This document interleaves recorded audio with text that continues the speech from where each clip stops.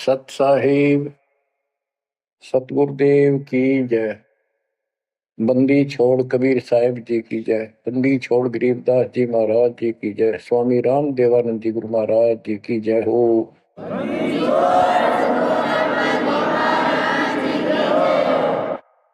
सर्व संतों की जय, सर्व भक्तों की जय, धर्मी पुरुषों की जय।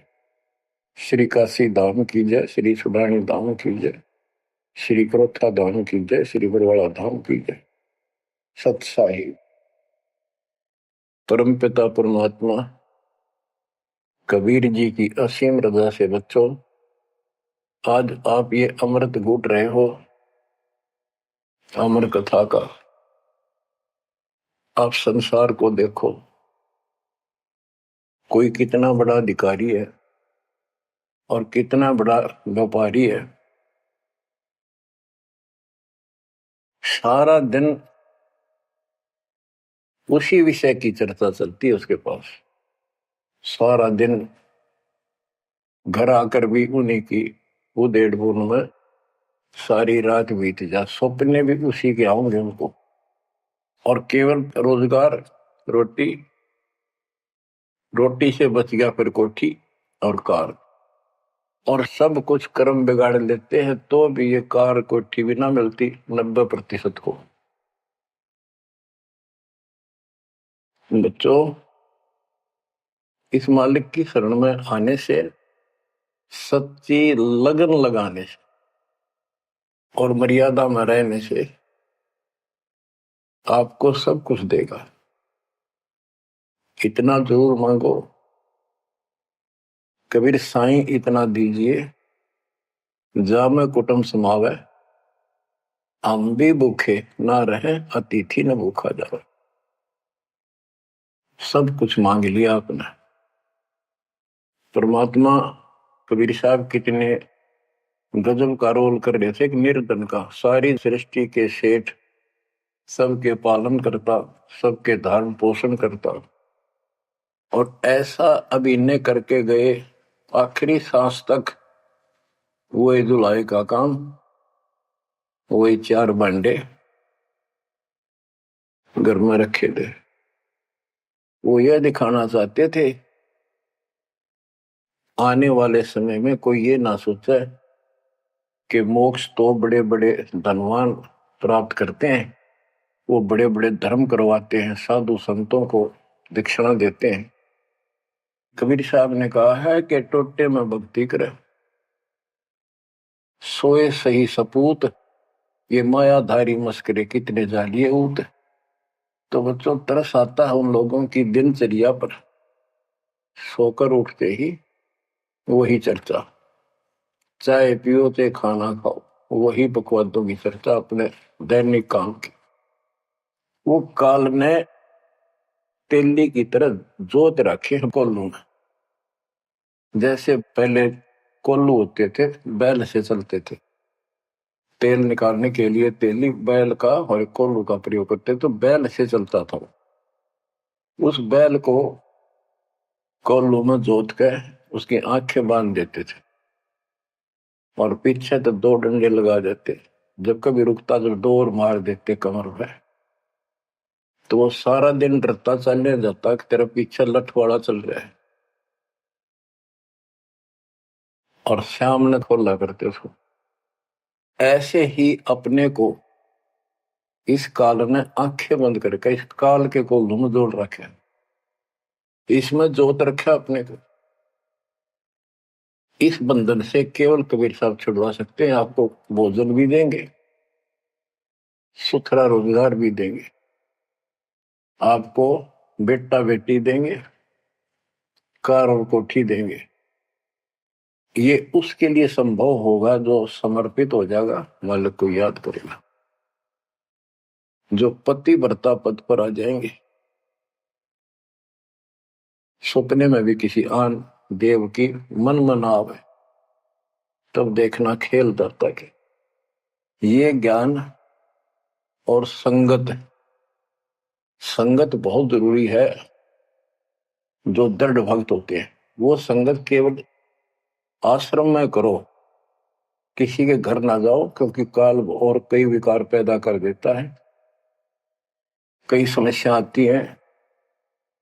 काल पर दाव लगा के बैठा होता है, किस तरह इनका मन मुटाव करूं, इनमें दोष पैदा कर दूं, तो फिर परमात्मा आपका पूरा साथ देगा। और संगत से, चर्चा से, एक दूसरे न देख कर भक्त भक्ति में दृढ़ होता है। जैसे बच्चा पहली बार स्कूल जाता है तो उसको पता है नहीं कैसे बैठना है, कैसे बात करनी है। वो तो अपने घर के हिसाब से वहां भी सैर सपट्टे करना चाहता है, कभी डर जाता है, कभी डर जाता है।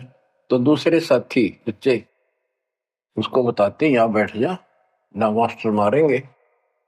वो तो मनमाना टीचर की कुर्सी पर बैठ जाएगा, चेयर पर। फिर दूसरे बच्चे समझाते नहीं, यहाँ तो टीचर बैठेगा, यहाँ बैठा ना पिटाई हो जाएगी। फिर एक आधे को पिटते को देख लेगा, फिर डरने लग जाएगा, और फिर वो इतना सभ्य और शिष्ट हो जाएगा, पंक्ति में बैठेगा, हर सभ्यता का पालन करेगा, शिष्टाचार का पालन करेगा। इसी प्रकार सत्संग में आने से आपको सब प्रोटोकॉल का पता चलेगा, मर्यादा का पता चलेगा।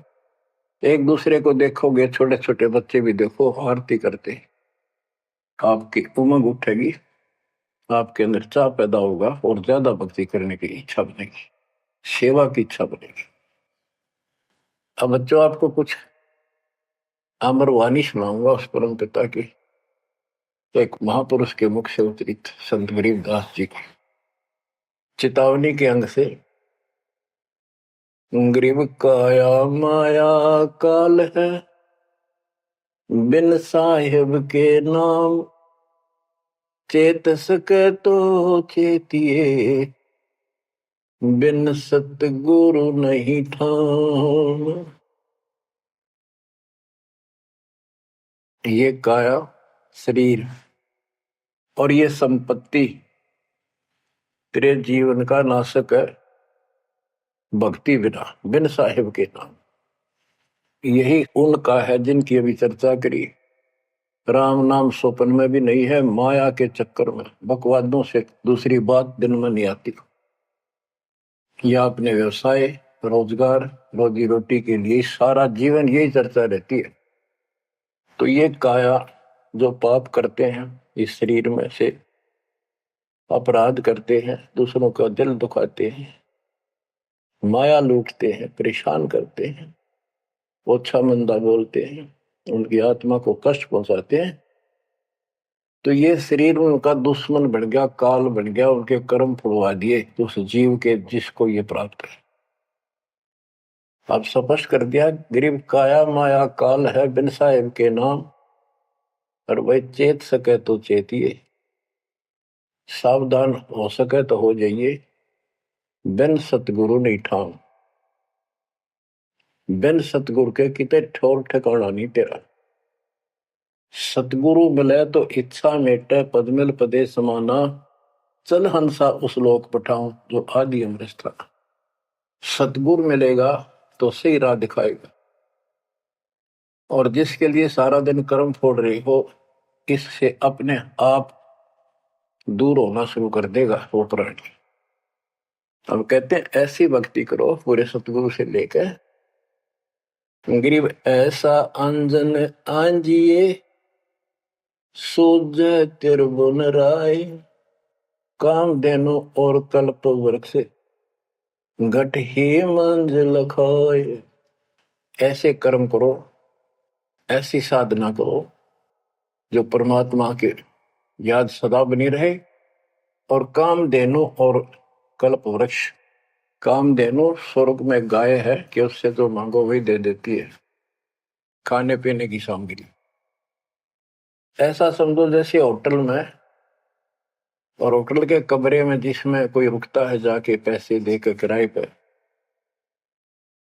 और वहां उसको सारी सुविधा होती है, घंटी बजाता है, वहां पर नौकर सेवक आ जाता है वहां का होटल का, और जो उसको आदेश दिया जाता है वो ला के रख देता है। तो इसी प्रकार पैसे उसकी जेब से कट रहे सारे, सारी सुविधा है, नौकर आगे खड़े हैं, लेकिन जेब कटे उससे की। इसी प्रकार ये होटल में कामधेनु है, कल्प वृक्ष है। इस पे जो मनोकामना पूर्ण करवानी हो उसके नीचे जाके बोलो, कहते वहां पूर्ण हो जाती है। लेकिन कमाई उनने की होती है वहां, भक्ति की, धर्म की। और इस सत भक्ति से क्या होगा कि कामधेनु और कल्प वृक्ष आपके साथ रहेंगे 24 घंटे।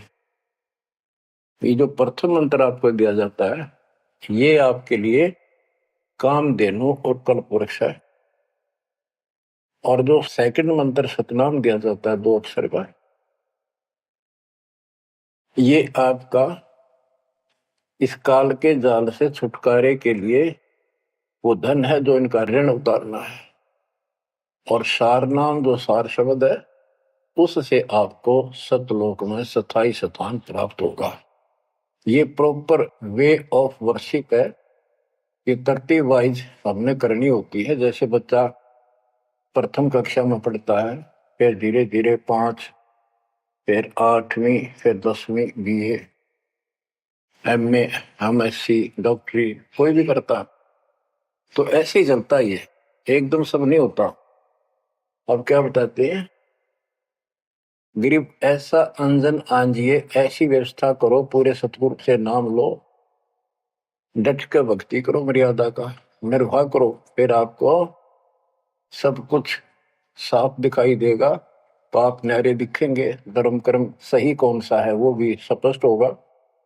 और कामधेनु और कल्प वृक्ष घट ही मंजिल खाए, आपके साथ ही हो जाएंगे ये।